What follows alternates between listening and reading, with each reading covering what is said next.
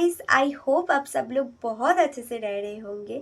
आज की कहानी में हम जिस जगह के बारे में बात करने वाले हैं उस जगह को गवर्नमेंट ने खुद ने हॉन्टेड घोषित किया है और शाम के बाद कोई भी वहाँ पे रहना भी नहीं चाहता और वहाँ पे एरिया में भी शाम के बाद किसी का भी रहना गवर्नमेंट के द्वारा मना है। आज के वीडियो में हम बात करने वाले हैं इंडिया के मोस्ट हॉन्टेड प्लेस भांगर। आज की कहानी है अरुण और रिया की। अरुण और रिया पिछले 2 सालों से एक साथ में हैं, लेकिन आजकल काम के प्रेशर की वजह से वो लोग एक दूसरे के साथ सही से बात तक नहीं कर पाते। तो एक दिन शाम को छत पे बैठे हुए रिया ने अरुण से बोला कि चलो ना अरुण, कहीं पे हम लोग घूम के आते तो हमें एक दूसरे के साथ भी थोड़ा सा वक्त मिलेगा। अरुण ने लैपटॉप पे अपना सर्च किया कि कहाँ पे वो लोग घूम सकते हैं। ऐसी एक जगह पे जाना चाहते थे जहाँ पे वो लोग आज से पहले नहीं गए होंगे।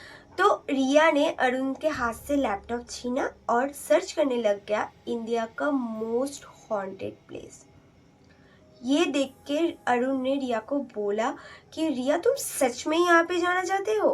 अरुण की तरफ देखा और उसे बोला कि चलो ना, चलते हैं, मजा आएगा, कभी कभी बदलाव की भी तो जरूरी होते हैं ना।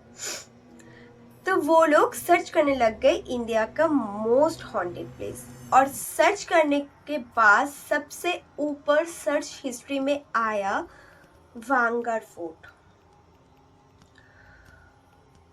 आप अगर गूगल में भंगर फोर्ट के बारे में सर्च करेंगे तो आपको देखने को मिलेगा bhangar fort, Alwar district, Rajasthan, constructed in the 17th century by Raja Madhav Singh for his brother. Fort Rajasthan के अलवर डिस्ट्रिक्ट में है और इस फोर्ट को राजा माधव सिंह ने अपने भाई के लिए 17th century में कंस्ट्रक्ट किया था।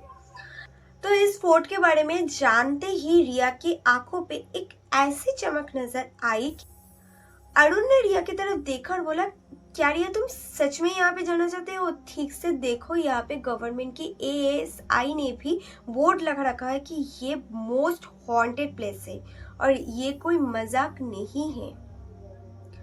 लेकिन रिया की आंखों में चमक देखने के बाद अरुण कुछ नहीं बोल पाया और वो बस जाने के लिए राजी हो गया। भांगर फोर्ट जाने के लिए दिल्ली से 6 घंटे का डिस्टेंस कवर करना पड़ता है और वो लोग अगले दिन सुबह सुबह ही निकल पड़े भांगर फोर्ट के लिए। जर्नी का पहला हिस्सा नॉर्मल रोड ट्रिप की तरह ही था।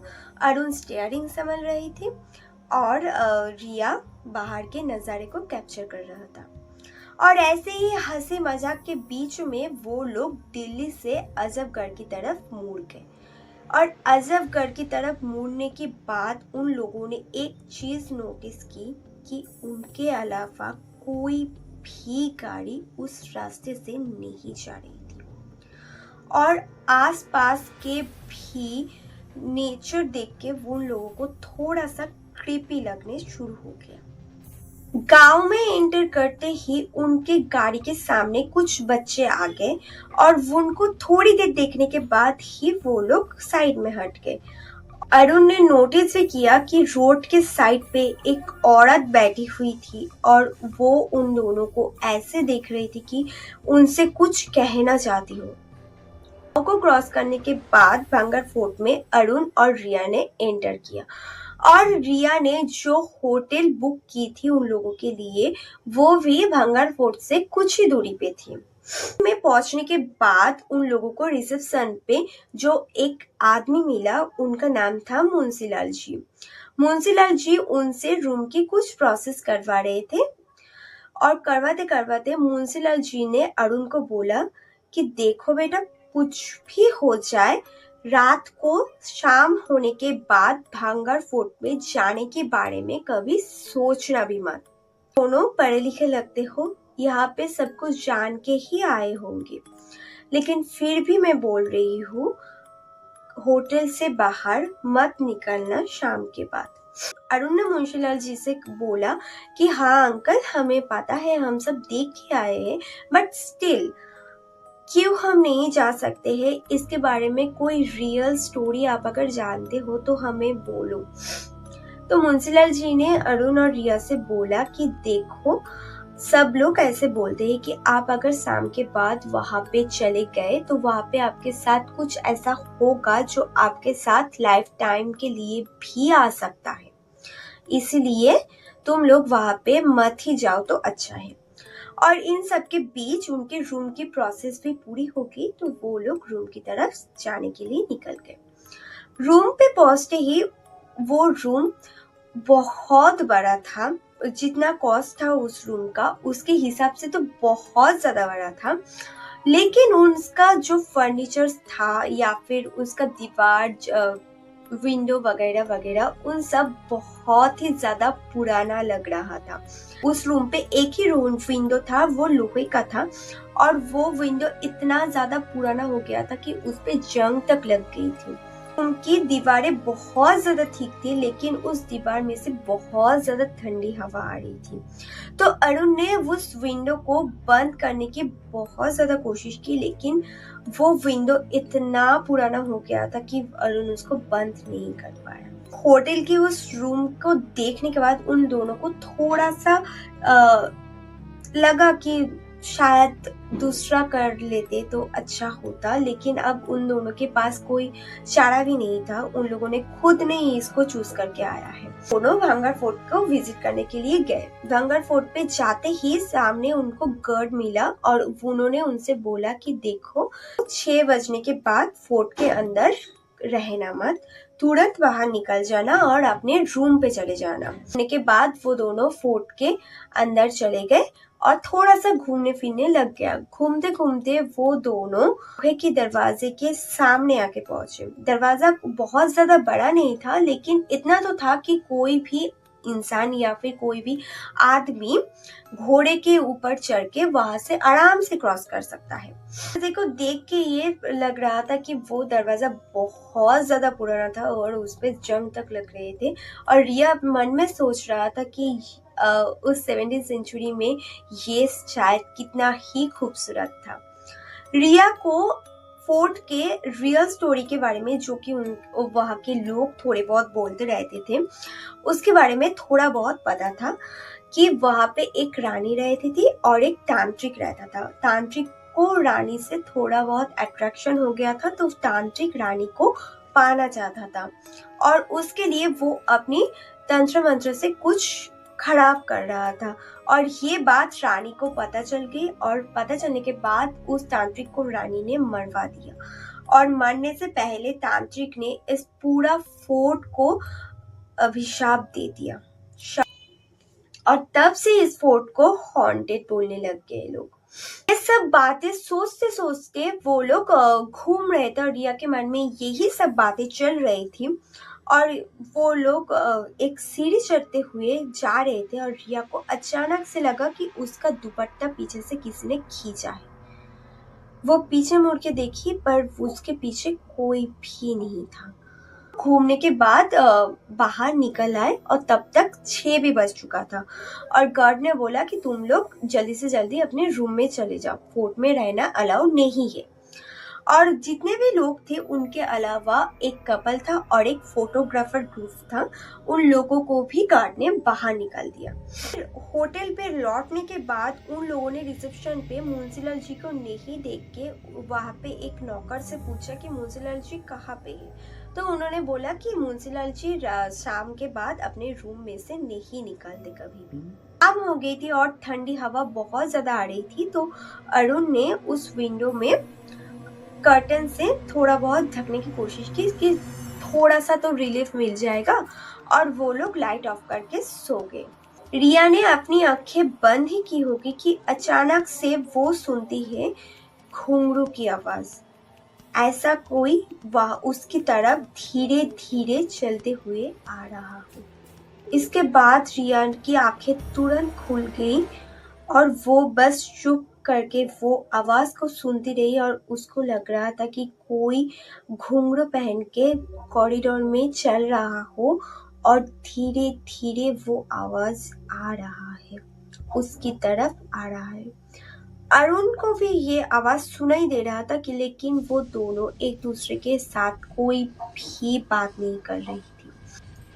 अरुण ने अपने दरवाजे के नीचे से देखा कि एक लड़की घुंघरू पहन के जा रही थी और वैसे ही वो क्रॉस हुआ, रिया ने अरुण से बोला कि अरुण तुमको सुनाई दे रहा है? अरुण ने बोला हाँ मैंने भी सुना है, लेकिन शायद कोई गेस्ट था जो अपने रूम में जा रही थी।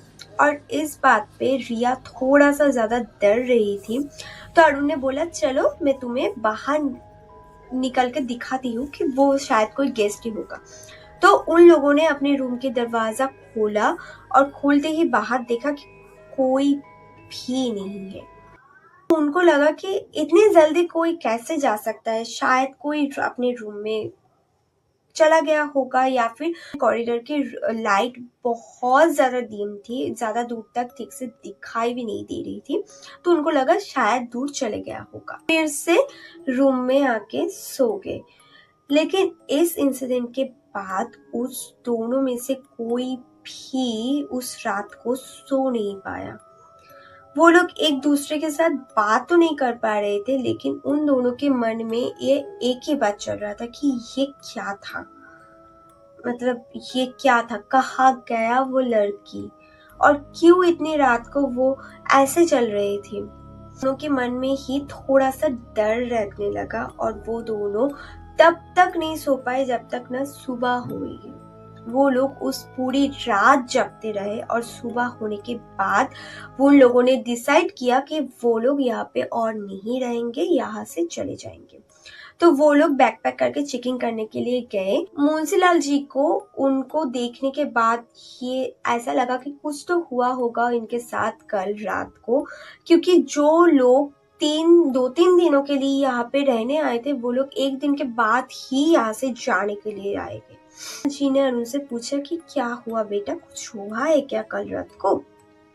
तो अरुण ने बहुत ही कामली उनसे बात किया। उन्हें रिप्लाई दिया कि नहीं अंकल ऐसा कुछ नहीं हुआ, हम लोगों ने घूम लिया है और हमें थोड़ा सा काम है तो हम जा रहे हैं। तो जाते जाते मुंशीलाल जी ने अरुण से बोला कि देखो बेटा, यादों को अपने साथ लेके जाना हमेशा अच्छा नहीं होता।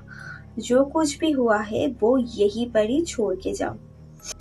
दोनों ही बहुत ज्यादा टेंस थे और दोनों के मन में ही बस एक बात चल रही थी कि ये आखिरकार हुआ क्या था। एक दूसरे के साथ ज्यादा बात भी नहीं कर रहे थे।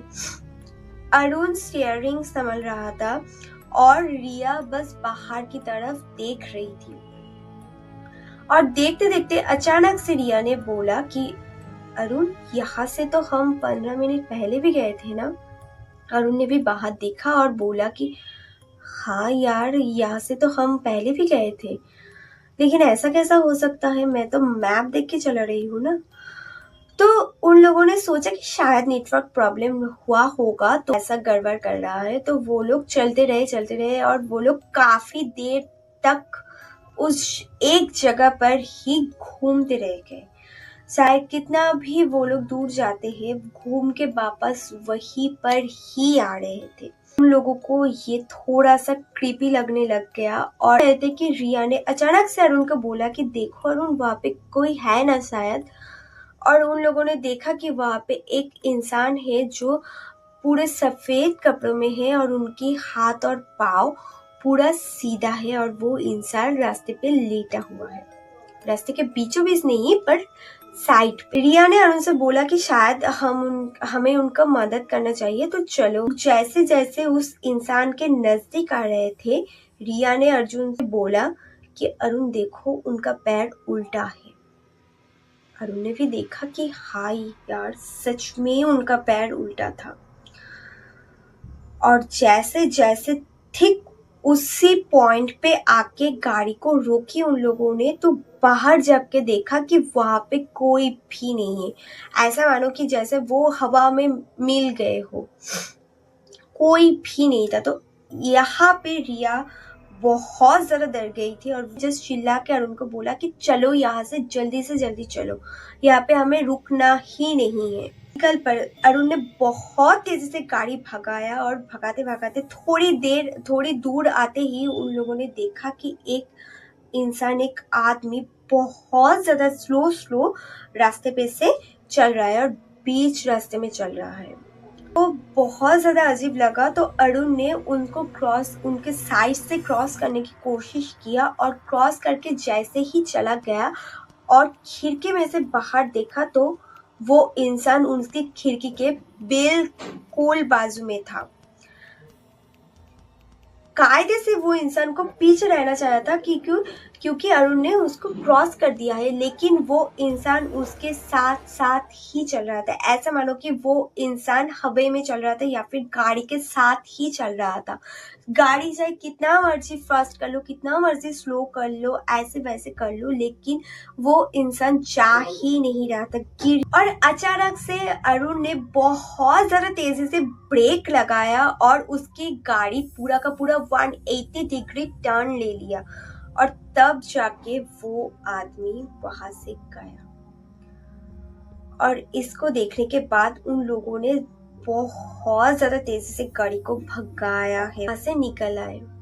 रास्ते में अरुण आते आते बस यही सब सोच रहा था कि क्या था वो, क्या मतलब क्यों हुआ उन लोगों के साथ ये सब। ही जगह पिछले 1-2 घंटे से वो लोग एक ही जगह पे घूम रहे थे और उसके बाद ये दो इंसिडेंट क्या था, क्यों था, ये सब ही चल रहा था अरुण के मन में। और अचानक से उसको वो मुंशीलाल जी की बात ही याद आई जो उन्होंने बोला था कि कुछ यादों को छोड़ के जाना ही बेहतर होती है। तो ये सब सोचने के बाद अरुण ने रिया को उठाया क्योंकि वो सो चुकी थी। और उठने के बाद रिया ने बोला कि अरुण वो सब क्या था, वो क्या था, क्या हुआ, वो सब सच में हुआ था क्या? तो अरुण ने रिया की तरफ देखा और बोला कि जो भी हुआ है भूल जाओ, और तुम्हें तो थ्रिल चाहिए था ना, तो इससे ज्यादा थ्रिल क्या ही हो सकता है। और इसके बाद रिया ने भी मुस्कुराया। दिल्ली पहुंचने के बाद बहुत थक चुके थे। सुबह वो लोग निकले थे और दिल्ली पहुंचते पहुंचते उनको रात हो गई थी। तो अरुण पूरा रास्ता ड्राइव करते हुए बहुत ज़्यादा थक गया था, तो वो अपने रूम में जाके सो गया और रिया भी अपने घर जाके सो गई। और उसके बाद उन दोनों के साथ कुछ भी नहीं हुआ। 1 हफ्ते तक वो लोगों ने बहुत डर के रहा और उन लोगों ने बहुत मंदिरों में जाके पूजा भी किया है कि कुछ नहीं हुआ। पंडित जी से बात भी किया था कि ये सब क्या हुआ, क्यों हुआ, लेकिन लकीली उन दोनों के साथ इसके बाद कुछ भी नहीं हुआ। वो लोग सेफ थे। लेकिन आपको क्या लगता है क्या हुआ था उनके साथ? जो कुछ भी हुआ था वो कहाँ से स्टार्ट हुआ था? अजबगढ़ की रास्ते पे से, भांगार फोर्ट से, या फिर वो होटल से?